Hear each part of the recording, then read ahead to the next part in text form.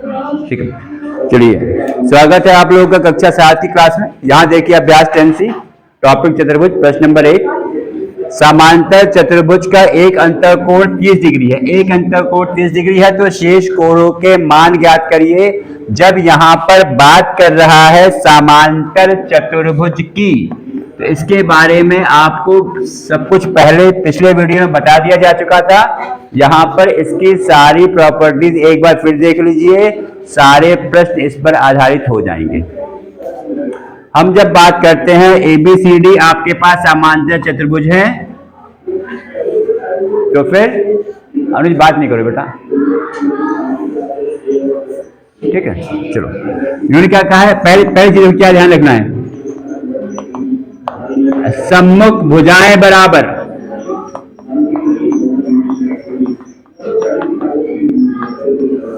फिर से कॉपी में नोट कर लो, साइड में रफ कॉलम में चाहे कॉपी में।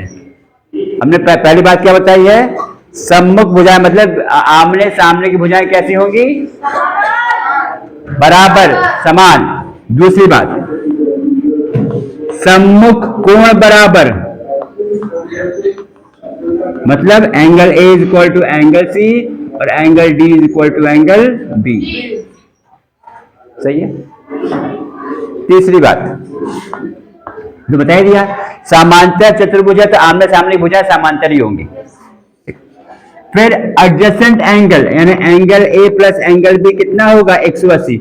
यानी अगर एक ही की भुजा पर, गौर फरमाइएगा इधर, अगर एक ही भुजा पर बने कोणों का योगफल 180 डिग्री होगा। फिर से मैं रिपीट कर रहा हूं, एक ही भुजा पर बने कोणों का योगफल 180 डिग्री, यानी angle A plus angle B is equal to 180 degree. इसको आप ऐसे भी देख सकते हो, मान लीजिए AD और BC आपके पास यदि पैरेलल लाइन है, AD और BC आपके पास अगर पैरेलल लाइन है, गौर फरमाते रहिएगा, सब कुछ बता दे रहा हूं ताकि आपको आने वाले प्रश्नों में किसी प्रकार की कोई दिक्कत ना हो। तो ये दोनों कोण कैसे हो जाएंगे आपके पास, अंतःकोण, तिर्यक रेखा। भाई जब ये दो लाइन आपकी समांतर हो जाएंगी तो क्या होगा, तिर्यक रेखा हो जाएगी फिर आपके पास। तो इसका योगफल क्या हो जाएगा, 180। अंतःकोणों का योगफल, जहां मैंने बताया था आपको एकांतर कोण Z, संगत कोण उसमें, यहाँ पे अंतःकोण।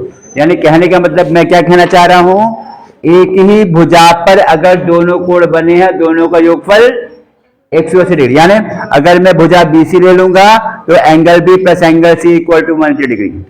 मैंने क्या कहना चाहा यहाँ पे, अब angle P plus angle C equal to 180 degree. सही है। अगर मैं भुजा DC ले लूंगा तो angle C plus angle D is equal to 180 degree. सही है। अगर मैं भुजा DA ले लूंगा तो angle D plus angle A equal to 180 degree. मतलब क्या हो गया, एक ही भुजा पर दोनों बने हुए कोण होंगे, उसका योगफल 180 डिग्री होगा। चौथी बात, खैर उसकी अभी तो आवश्यकता नहीं, इतने में से प्रश्न हो जाएंगे मुझे लगता है। यहां पे अगर तिर्यक एक दूसरे के बराबर नहीं होते हैं, AC is not equal to BD। अगर मैं चौथी प्रॉपर्टी की बात करता हूं, AC is not equal to BD, AC और BD क्या हो गया बेटा, विकर्ण। क्या हो गया ये, विकर्ण। लेकिन एक दूसरे को समद्विभाजित करते हैं, करते हैं। अब हम आते हैं प्रश्न नंबर 1 पे, जो आपकी किताब का प्रश्न है। समांतर चतुर्भुज का एक अंतःकोण 30 डिग्री है तो शेष कोणों का मान ज्ञात करिए। हम अगर यहाँ पे कह दे, देखिए हम अगर मान लें कि एंगल A आपके पास 30 डिग्री है ना, एंगल A क्या आपके पास है 30 डिग्री। अब हमें क्या प्रश्न कह रहा है, बाकी 3 कोण ज्ञात करना। अब यहाँ पे कोई कुछ कहना चाहेगा, ABCD क्या है, समांतर चतुर्भुज। जहां पे आप यूज करते हो वर्ड समांतर चतुर्भुज, तो सारी प्रॉपर्टीज काउंट करेगी। ABCD समांतर चतुर्भुज में क्या है, एंगल A अगर 30 डिग्री है तो एंगल A बराबर एंगल C हो जाएगा। क्यों हो जाएगा, सम्मुख कोण बराबर। A और C कैसे हैं, सम्मुख कोण हैं, जो कैसे होते हैं, समान। बताया था ना यहाँ पे आपके पास, दूसरी बात, एक ही भुजा पर अगर कोण बने हैं तो angle A plus angle B कितना हो जाएगा 180 डिग्री। तो angle A plus angle B हो गया 130 डिग्री, सॉरी 180 डिग्री।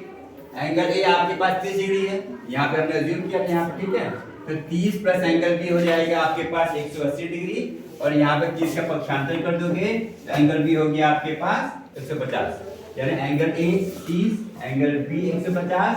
अब इसके बाद क्या हो गया, एंगल सी 30 निकाल दिया है। एंगल डी के बारे में हम लोग क्या कह सकते हैं, सम्मुख कोण बराबर होते हैं तो हाँ, समांतर चतुर्भुज में सम्मुख कोण बराबर होते हैं, इसलिए एंगल डी का मान भी 150 डिग्री हो जाना है। यानी हमारे पास उत्तर क्या आ जाएगा, तीन शेष कोण 30 डिग्री, 150 डिग्री और 150 डिग्री आ जाएगा। गौर फरमाने वाली बात यहाँ पर यह है, समांतर चतुर्भुज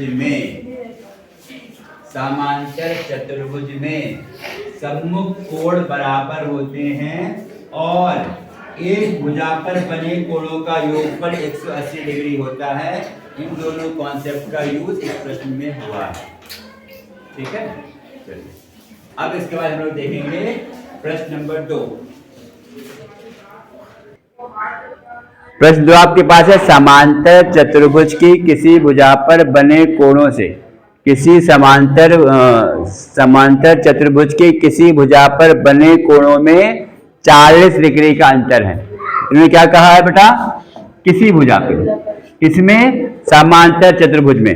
समांतर चतुर्भुज के बारे में अभी हमने ये प्रॉपर्टीज यहाँ पे डिस्कस की थी। यहाँ पे कितनी भुजा हैं, 4।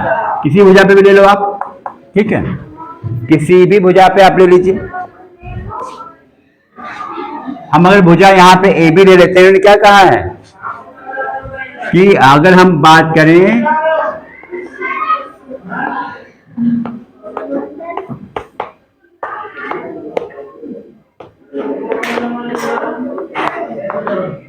Angle A plus angle B,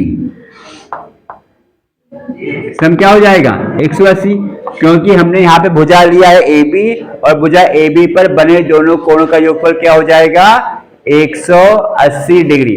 अब इसमें क्या कहा है कि दोनों में कितने का अंतर है, 40 डिग्री का। यानी अगर एंगल ए एक्स है तो एंगल बी मान लीजिए एक्स प्लस 40 डिग्री है। कितने का अंतर है, 40 का। यहाँ पे आप मान सकते हो कि अगर माना एंगल ए अगर एक्स है तो एंगल बी कितना हो जाएगा एक्स प्लस 40 डिग्री का अंतर यहाँ पे दिया हुआ है, और दोनों का योगफल कितना है बेटा 180, क्योंकि जैसा कि मैंने बताया था एक ही भुजा पर किसी भी दो कोणों का योगफल हमेशा 180 डिग्री होता है। तो दोनों को जोड़ करके you keep it equal to 180 degree. जोड़ करके यहाँ पे क्या आएगा 2x प्लस 40 बराबर 140, ठीक है समीर। तो जगह 140 180 माइनस 40 कर दोगे तो यहाँ पे 2x हो जाएगा आपके पास 140।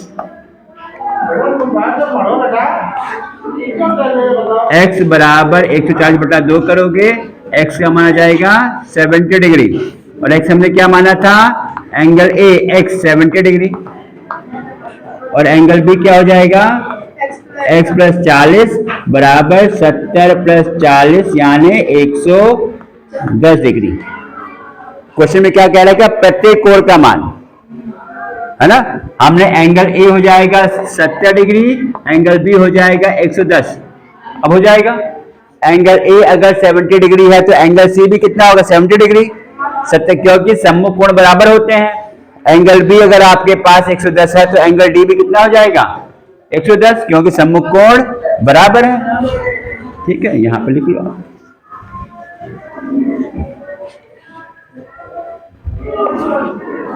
यानी एंगल ए बराबर एंगल सी तो हो जाएगा ये 70 डिग्री, एंगल बी बराबर एंगल डी तो हो जाएगा ये 110 डिग्री। क्यों, क्योंकि सम्मुख कोण समान होते हैं।